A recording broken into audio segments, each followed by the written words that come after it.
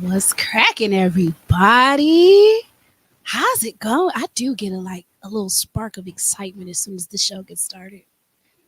It's the intro. The intro is fantastic. Welcome to Moment with Moesghetti. I am your hostess with the mostest, Moesghetti herself, your auntie, sister, cousin, best friend, always coming with the realness. As you can hear, I do not have 100% of my voice today, so y'all just gonna have to bear with me sounding a little bit like my brother. Um, but welcome to another episode of the podcast. Today we'll be talking about grief. Grief be like, and what grief be like. And we're just gonna talk a bit about what it's like to navigate a grief flare up. But before we get into that, we gotta start off the show. We gotta start off the show with some church announcements. I want to figure out every week, every episode. I say I'm gonna come up with a theme song for the church announcements, and every week I don't. But one of these weeks, I'm gonna have one, and y'all gonna be like, "What?" Definitely, this week ain't the week for that because I can't barely even talk, let alone sing or create some. I'll create some instrument. We'll figure it out. Anyways, church announcements.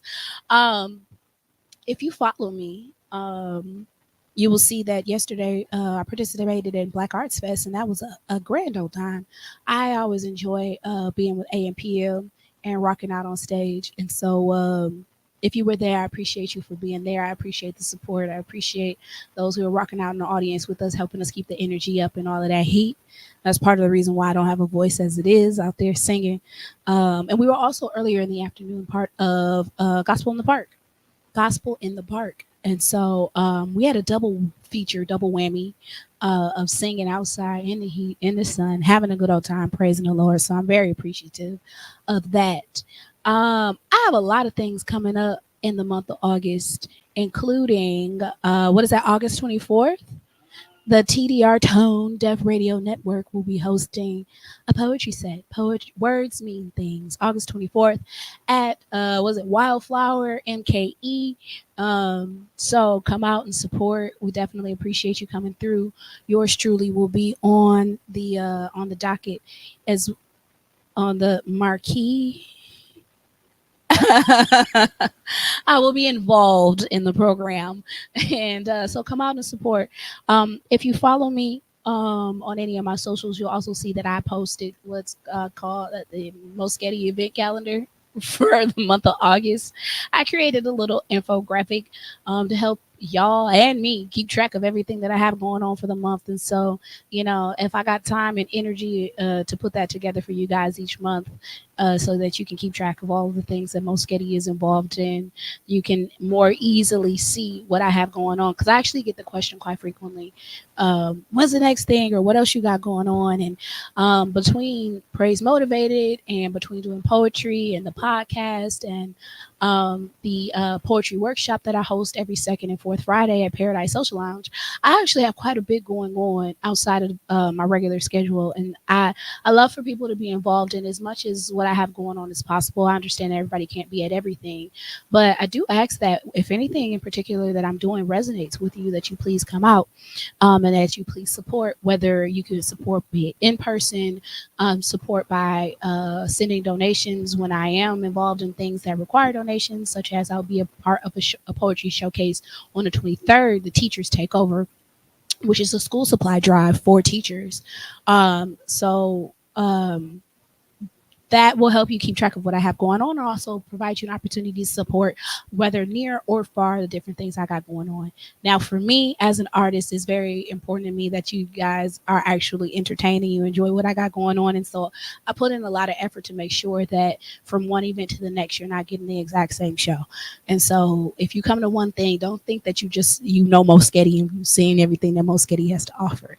Please be rest assured, you come to something on one day and you come to something else on the next day, you're about to get a total different set, a total different opportunity to really see me flex. Of course, I'll be doing some of my favorites from show to show, but you're not just about to get the same 1-2 points. So feel free to definitely come on out and support many of the wonderful things I have going on. It's a very exciting life right now to be involved in so much artistry when, well, about 2 years ago, 3 years ago, I was not really doing too much of any of this. So I'm very excited to constantly have the requests flooding in to have me participate in these different activities. And so I really appreciate being involved, and I just want to make sure that you guys get a good show and enjoy yourself whenever you see me. So that's that.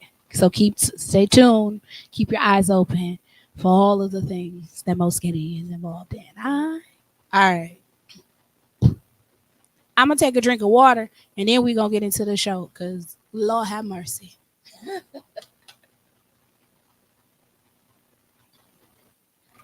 lot of people get stuck on different levels of grief, and that's the biggest problem I see.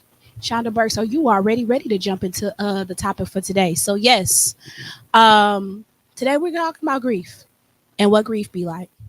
Um, so I actually had a different topic um, on my heart for today. It was something completely different, but where I sit right now, my energy just wasn't feeling presenting that. Um, because I've been down. I've been down. Um, if you know me for some time, if you follow my poetry, a good friend of mine passed away August 15th, 2015. And so the beginning of August typically is a little difficult for me, um, just leading up to the anniversary of his passing. And I found myself this year feeling kind of numb concerning the situation. And so I decided to kind of pivot and talk about grief, talk about a grief flare up, and really how to navigate that. We'll be approaching year 9, and I've learned a lot of things about myself as navigating this year to year, not just with his death, but the death of my grandfather as well, which was in 2019. Which those things hit a little bit different from one another. My friend passed away quite suddenly, and my grandfather had been sick, and so my emotional reaction to the two are quite different. Um, and so I wanted to really share today about what a grief flare up is and how to navigate it, and sprinkle in a little bit of how I'm navigating the one that I'm kind of in the middle of right now. So I define a grief flare up as an instance in which grief manifests itself in a prominent way. So just like any other instance, we have any other medical condition. You may live with a medical condition chronically, but there are times in which it is more exacerbated, where you feel the symptoms more than other times, or where they come out of remission and you feel them fully. Um, Anybody who's lost someone kind of knows that you don't really get over it. You just kind of learn how to move forward in life. And there are days in which you don't really miss the person at all. You're not really thinking about it at all. You're just kind of navigating day to day. And then there can be instances, whether it be a moment or days or weeks, months, in which you find yourself really experiencing different emotions connected to grief, whether it be sorrow, whether it be anger, frustration, a variety of things you could feel concerning grief. And so a grief flare up is just an opportunity or a moment when you are experiencing things connected to your grief that is changing your mood, changing your behavior, changing your habits, changing your mental states. And so today, and is with as much voice as I can muster up, I want to talk about 3 things to help you navigate your grief flare up. Um, so the first thing that I wanted to point out today to help you navigate your grief flare up is that you actually have to acknowledge that you are experiencing a moment of grief. And just like many other mental health situations, it can kind of sneak up on you without you realizing it, especially if the grief is creeping in. Well, honestly, if it's creeping in any kind of way, but if it's creeping in like depression creeps in, you might not even realize that you are having a grief flare up until you are in the thick of it. But when you are in the thick of it, it's important that you acknowledge that that's what's going on. And by acknowledging it, you have an opportunity to understand where you are so that you can change things or you can navigate it more easily. Many times, try to act like we're okay. People ask you how you doing. I'm fine. Or you don't seem like yourself today. Oh, everything's cool. Um, not acknowledging that you're actually going through something. And that is something that I preach about really when it comes to any of your mental health issues. You have to acknowledge where you are if you want to move yourself out of the space. You can't denial yourself out of your current situation. If anything, denial will make everything worse. And so when it comes to grief, first and foremost, you have to acknowledge that I am experiencing grief. It may not be anxiety, it may not be depression, it may not be I'm hungry, it may not be I'm tired, it may not be I'm manic, I'm excited. I might be running away from my feelings. I might be overcome by my feelings. So acknowledging that it is grief helps you pinpoint a little bit more about how you can be navigating away from it and through it. And some of the things that you can pay attention to in the acknowledgement of your grief and helping you recognize that it is grief is the changes of your behavior. Um, the difference between just like a regular bout of depression or a regular bout of mania or avoidance or anything that you might be experiencing, because there could be a plethora of things that you're experiencing in your grief. Um, One of the things that kind of separate a regular mental health episode and a grief flare up is what is that? What are those behaviors attached to? Are you having experiences that are connected to things that the person that you're missing filled? Are you extra lonely? Are you thinking about that person? Are you trying to find other people to kind of fill the roles that that person once filled in your life? You might be dealing with a grief episode. Are you trying to keep yourself preoccupied so that you're not thinking about the things that you're missing that they brought to your life? You might be dealing with a grief episode. Um, so watching your behaviors, not just those, not just the things that you're focused. Excuse me, because my brain. I told you I'm in a bit in the middle of a grief flare up myself. So if this is a little unorganized, life is a little foggy right now. And that for me is one of the behaviors that I had to acknowledge. I'm feeling a little numb right now. I can't really feel my happies or my sads all the way. But by acknowledging that, I'm like, wait, what's going on? Because like some people have been doing some stuff that would normally piss me off, and I do not care. And other things have been making me happy, and I do not care. Okay, there's been a shift in my behavior. Let me pin down on what's going on. And so for me, and this kind of leads into the next part, acknowledging that the shift is happened, and also acknowledging at what frequency it happened. We're coming up on the anniversary of a death, and by acknowledging that that date is coming up, it helped me realize that this isn't just an ebb and flow of my behavior. Maybe I don't just not care. Maybe I'm actually dealing with something. So anniversaries of a person's death can trigger a grief flare up. Anniversary of a person's birth can trigger a grief flare up. Anniversaries of anything in particular that you guys have shared, whether it be something that you did regularly, anniversary of you guys meeting, just anything that really reminds you of something that you did regularly can trigger your grief flare ups. And by acknowledging that those things exist in your life, you can more pinpoint what the cause of your current feelings are. Um, and also your patterns and routines. Um, I have a theory, and that people grieve at about the frequency in which they would see a person. So if I saw you every day, it's probably going to hurt every single day when you leave, maybe for a while. If I saw you once a week, I'll probably miss you about once a week. If I saw you about once a month goes by, maybe even two, I might start missing you a little bit more. And I have that theory just because there are different people who I have lost throughout life. And if I see them all the time, I miss them because they have become a daily part of my life. But if I haven't seen them very often, when I come back around to those moments in which I would have talked to them by now or I would have seen them by now, the emptiness sets in. And so, acknowledging the patterns in which you would have interacted with the person, if you would have seen them by now, if you would have interacted with them by now, and you haven't, the grief might be setting in on your patterns. And now I'm talking grief and particularly pertaining to death, but you can apply some of this to loss of relationship in general. Hits a little bit different when the person is still alive because you can call them even if it's a bad idea.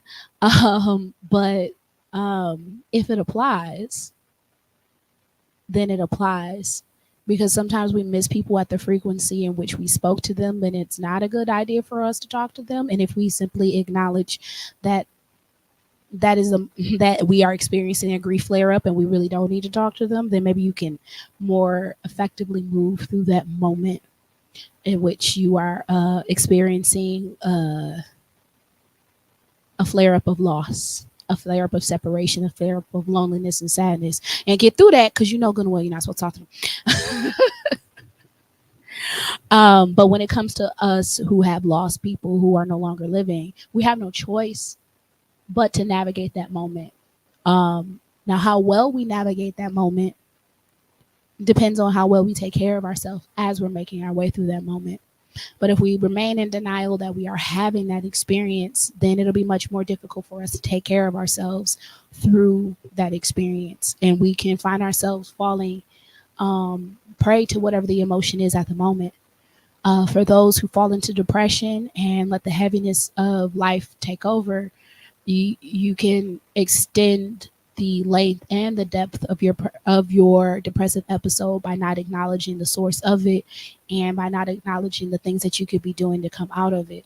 For those of us who resort to things of avoidance, whether we become workaholics to not think about what we're doing, or we participate in drugs and alcohol as a way of avoidance, we can find ourselves burning ourselves out, overdosing on our substances. And you don't have to die to be overdosing on your substances. You can just be in such a cloud that you are no longer able to participate in the other things that are taking place in your life. We could be doing that to the point where it becomes a severe detriment to ourselves. When we're not taking care of ourselves. I guess let me pop on over to the comments because y'all are saying hi. Hey Naomi. I am not feeling better, but I am navigating my way through, and I appreciate you for sending me some love. What's up, Raymond? That's one of my AMPM brothers, fantastic singers, fantastic soul. I appreciate you guys for watching today and hanging out with me as I talk about grief. Let me get some more water before we continue on, because Lord have mercy, look at that.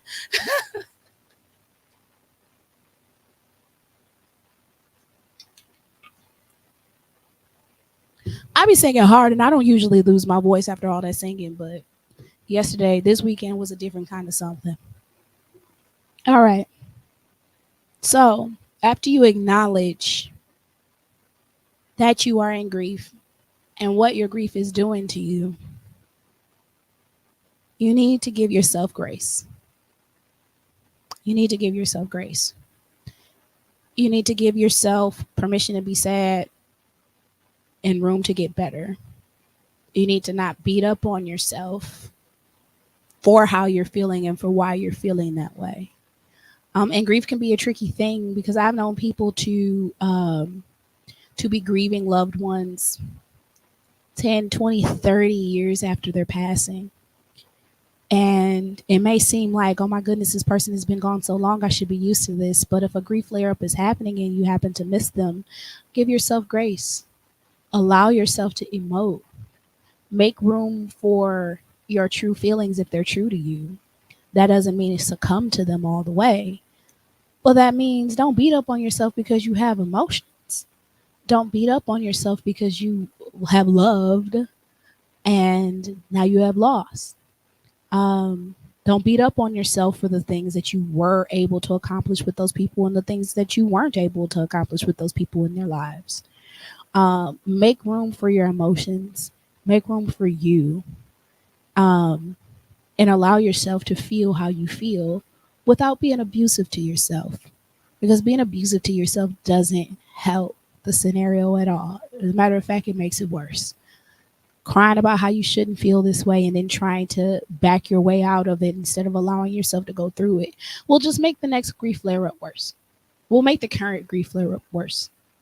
So giving yourself grace takes the pressure off of what you think you should be doing at the moment. Giving yourself grace allows you to move through life smoother without high expectations of how you should be operating. So if you are normally functional, if you normally get a lot of stuff done, if you're normally high energy or bubbly, you're just not that right now. Sometimes you need to give yourself grace and allow yourself to not be that right now. Because you're going to wear yourself out trying to be something that you can't be at the moment. People been fussing at me all day today. What's wrong with you? This is not the person I know. Yeah, I know. You be all right. I'm not being rude. I'm not being mean. I'm just honoring the way that I genuinely feel in the moment, and I'm not forcing myself to be more than what I am. And that is giving myself grace to have the experience that I'm having, knowing that it won't last forever, knowing that I don't live in this space, knowing that I don't desire to live in this emotional space, but allowing it to exist because it exists, not because I'm trying to exacerbate it, not because I'm trying to elicit any particular sympathy, but because it is my true experience. And I'm allowing my true experience to be. Give myself grace. Um, I had another thought, but it left, so I'm gonna let it go. Give myself grace.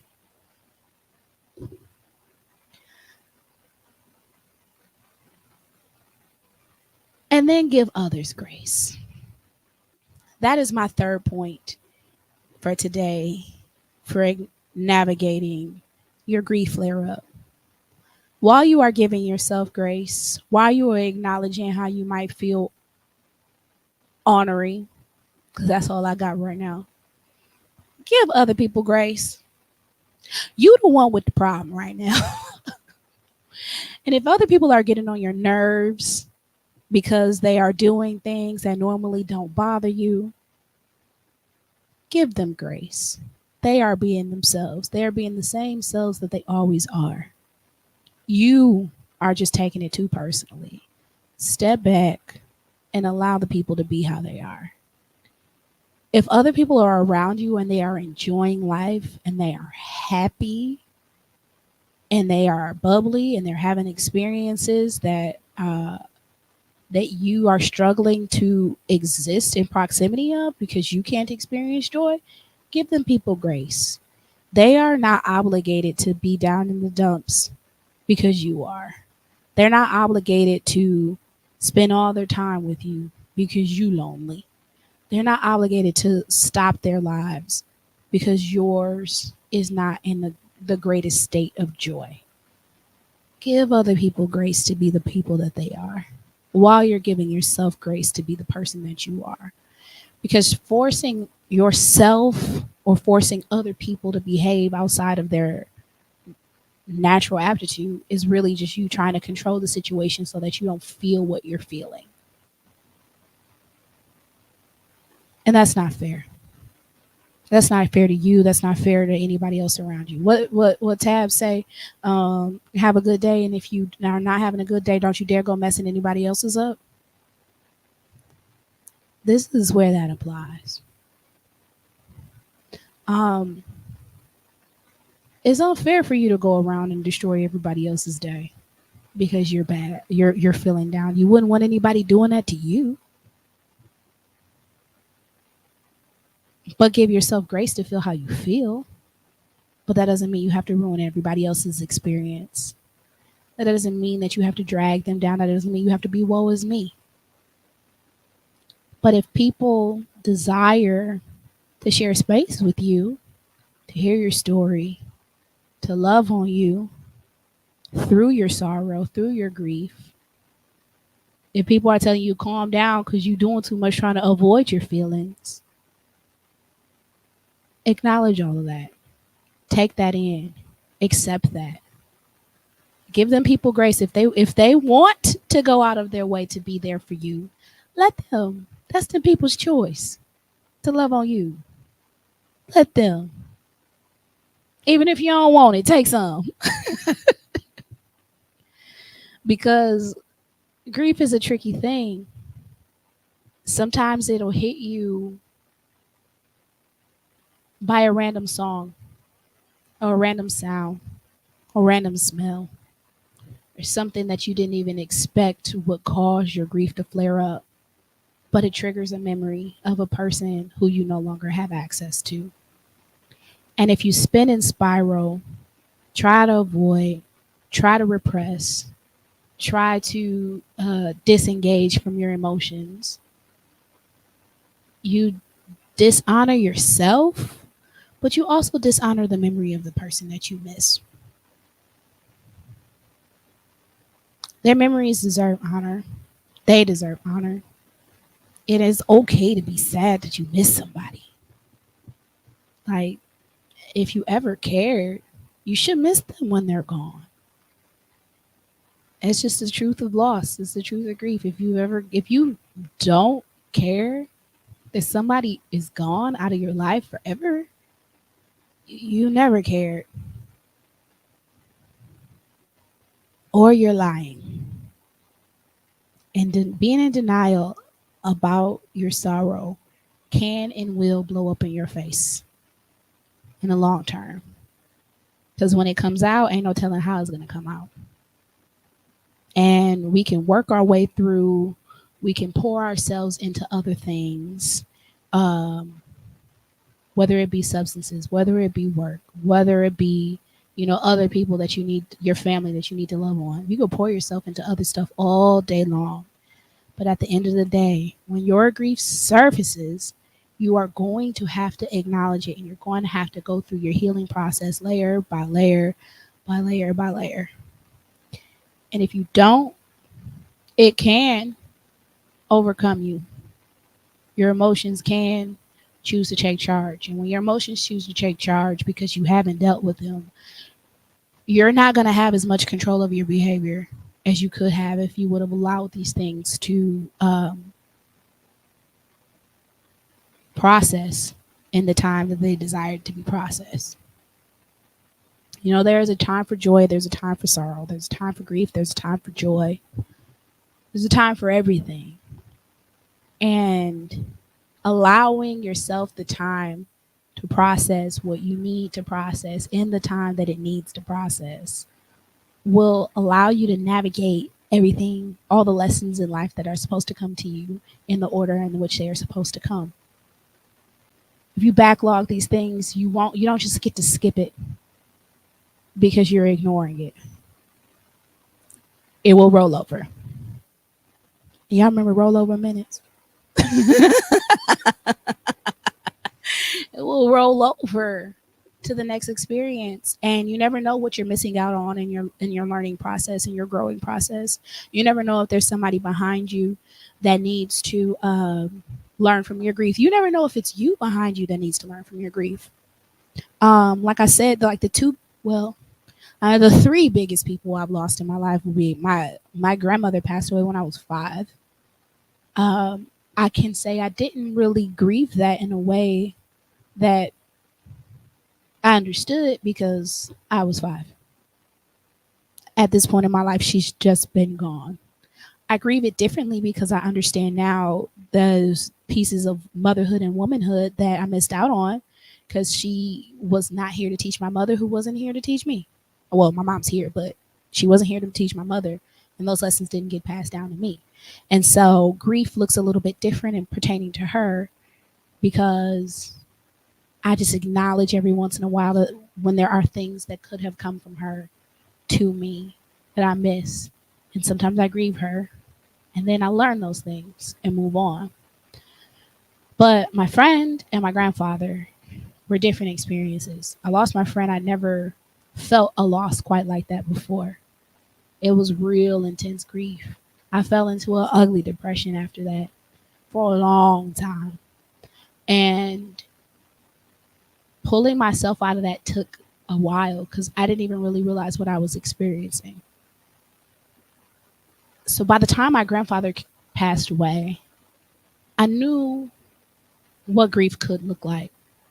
I knew how ugly and how dark it could get, and I knew the importance of at least taking care of my basic needs through the process. I knew the importance of, I still need to get up and shower. I need to feed myself but not overeat. I need to navigate certain things so that my body won't fall into decay. I didn't know what it would do to my mind because I experienced those instances of grief in very different ways. I lost my friend, I experienced it very physically. I lost my grandfather, I experienced it very mentally. But I took both experiences and I learned from them and I grew from them and I treat myself differently as I go through all different type of mental health things. Um, I take care of myself differently because of those losses. And I have an appreciation for life differently because of those losses. I have appreciation for loss differently because of those losses. Um, and I allow myself to feel what I feel because of those losses. And I give myself grace. I had no choice but to give myself grace when it came to those losses. When I lost my friend, it was very physical. Like I said, the depression was very physical. I couldn't move very much.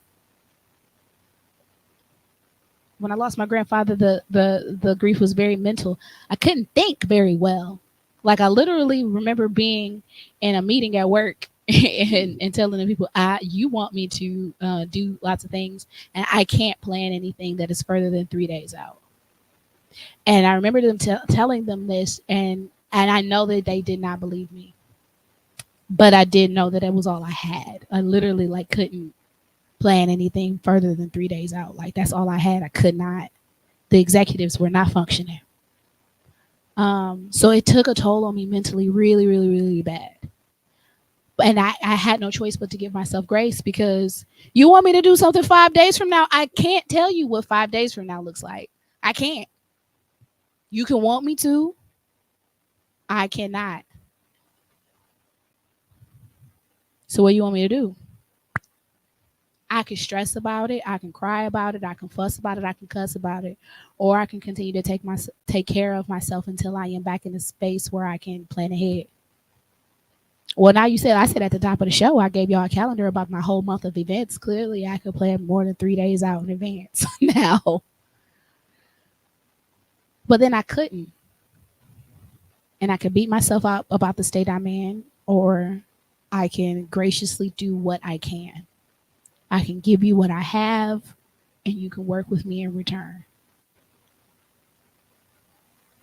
I can get mad at you for helping me or not helping me, or I can take what you got and we can rock with it.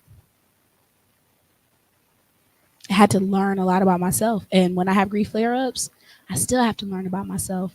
Like I said, now I feel numb. My happies ain't as happy as I need them to be, and my sads ain't as sad as they could be. Um, and sometimes that's okay, and sometimes not. I'd rather not be on either extreme because that sad extreme is ugly. I don't want to be there. And that up extreme usually is coupled with avoidance. I don't want to be there either because the crash from that is ugly. So where I am is just where I am. And I know it'll pass. And I'm okay with that. But at least acknowledging where I am right now is informing some of the behaviors that I have going on. And, I told y'all before when I did my weight loss episode that I lost a lot of weight because I stopped smoking a bunch of weed. I got more active and I quit eating as much. And I'm like, why I got the munchies? Like I've been smoking. I ain't been smoking. What's going on? Well, I'm feeling numb. And munching on something feels like something. Oh, I'm having a grief flare up. Being in the kitchen is sensation seeking in a way that is not as dangerous as or destructive as other sensation seeking that I have dealt with in the past that I will not be sharing at this moment. But now that I know that, I'm like, okay, well, I can give myself grace in the way of eating things that are healthier if I'm gonna be back and forth to the kitchen all day long. I can give myself grace by just being okay with whatever little 3, 4, 5 pounds I might gain in the process of this grief flare up. It's all right, all my clothes too big anyways. I can give myself grace of when I want to crack jokes that it's okay because hey, at least I'm laughing a little bit, even if it's at my own experience. Everybody will be all right. But acknowledging where you are, accepting where you are and why you're there will help inform you of what you can do right now. Giving yourself grace to do what you need to do, how you need to do it. Whether you're on top of the world and you got all the energy to do everything, or you're at the bottom of the pit and you can only take care of your basic needs and barely that, will help you navigate through. And giving other people around you grace because they are allowed to live their lives to the fullest. And they are allowed to do stuff that irritates you and you do not have to take all your anger out on them. Will help really not just you, but everybody who is around you live a little bit better. Um, and I think that's about all I got for y'all today. Because to be honest, I don't even want to talk about this for a whole hour. It's sad. Um, but I hope that wherever you are in your grief process, whether you are in the middle of a grief flare up or this is the first time you've ever heard of such a concept, that what I've had to say today will help get you through it just a little bit easier. And maybe it helped me get through it easier, or maybe it didn't. I don't know. We had to pod today though. And I barely have a voice. So I'm gonna give myself grace there too. Um, and not run all the way out what little I have left. So yeah, we're gonna go ahead and we're gonna pray out and we're gonna get up out the studio, all right? Dear Heavenly Father, I thank you for this day. I thank you for this time. I thank you for this connection. And I ask you to be with me, be with my heart, be with my mind, be with those who are under the sound of my voice. I ask that you come to us in the vein of healing, that our hearts be whole, that our minds be clear, and our spirits be full of all the things that we need in order to live a wonderful and brilliant life. I ask that you be with me on this day. I ask that you be with my followers on this day, and that you extend your arms of love and protection and guidance around us. In the name of the Father, the Son, and the Holy Spirit, who work through me. Thank God and amen. I appreciate y'all for being here with me today. For the people who have been watching all the way through, I see you. For those who watch on the replay, I appreciate you. I appreciate your acknowledgement and your encouragement.